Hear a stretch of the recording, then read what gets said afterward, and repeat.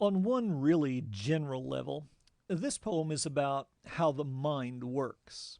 Our minds kind of ricochet around a good bit of the time until they seize upon something that focuses the attention. And that is reflected in the poem's opening.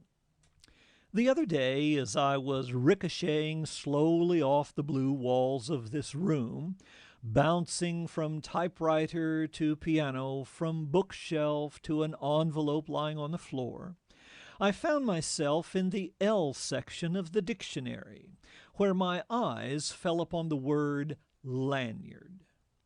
And isn't that the way the mind works? Maybe it's a word in a dictionary. Maybe it's a piece of music that we haven't heard in a long time. Maybe it's a smell.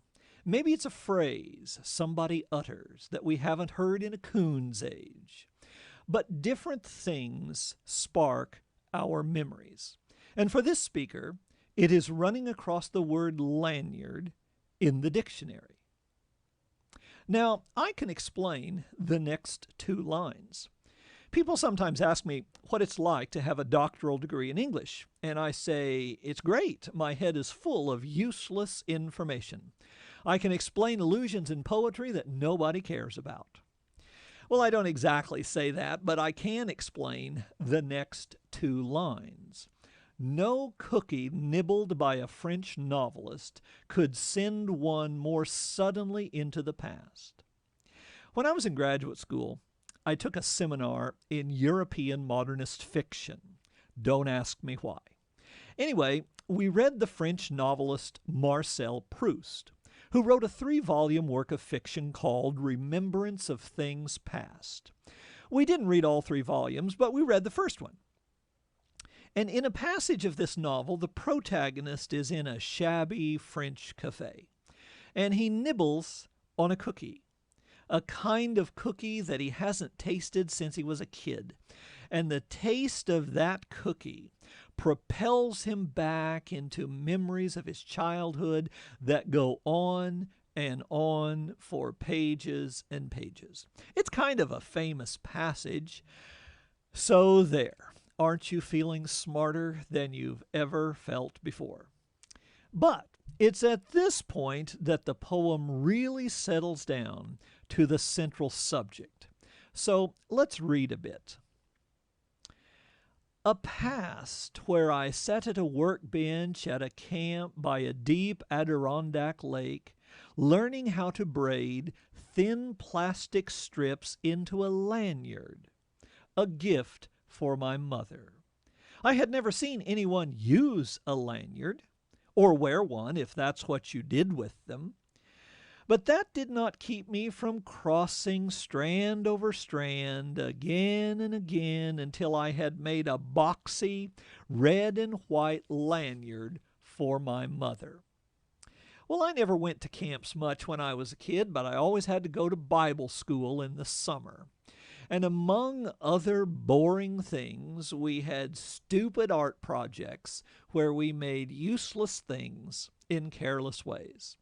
So I can sympathize with this speaker's making this lanyard that he cares nothing about for his mother. But then the sauce thickens a bit when he contrasts the gift of this lanyard with the gifts his mother has given him. She gave me life and milk from her breasts, and I gave her a lanyard. She nursed me in many a sick room, lifted teaspoons of medicine to my lips, set cold face cloths on my forehead, then led me out into the airy light and taught me to walk and swim, and I, in turn, presented her with a lanyard. Here are thousands of meals, she said, and here is clothing and a good education. And here is your lanyard, I replied, which I made with a little help from a counselor. Here is a breathing body and a beating heart, strong legs, bones, and teeth, and 2 clear eyes to read the world, she whispered. And here, I said, is the lanyard I made at camp. So when you put it that way, the lanyard seems even more insignificant. There is no gift that could match all the mother's gifts.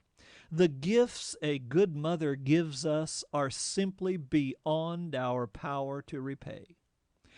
But that's not the real point of the poem.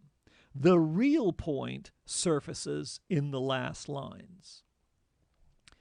And here, I wish to say to her now, is a smaller gift, not the archaic truth that you can never repay your mother, but the rueful admission that when she took the two-tone lanyard from my hands, I was as sure as a boy could be that this useless, worthless thing I wove out of boredom would be enough to make us even.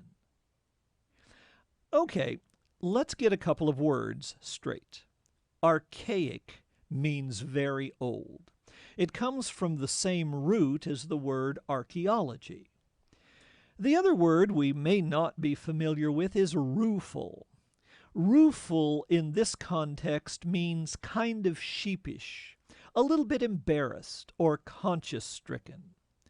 So the speaker's main point is not the old truth that you can never repay your mother, although that's true. His main point is that loving someone isn't a contest. Nobody keeps score. All gifts are equal because they are expressions of love. The subject of this poem is the gifts of love. The lanyard doesn't mean anything to the boy. He was forced to make it at camp. But he still loves his mother, and his mother understands that. So his gift counts just as much. There's a biblical story about giving to God. Preachers often use it when they're trying to get you to pledge to the church. Anyway, the story is of a poor, poverty-stricken woman who came to church and only gave 2 mites, 2 pennies. And all these other people around her were giving these great, lavish gifts. But the Bible tells us that her gift was just as great, in some ways greater, because she gave what she could, and she gave it in love. The boy gave what he could, a stupid lanyard, but he gave it in love. So it counts just as much, because in love there is no scorekeeping. It's a sweet poem. I like it a lot.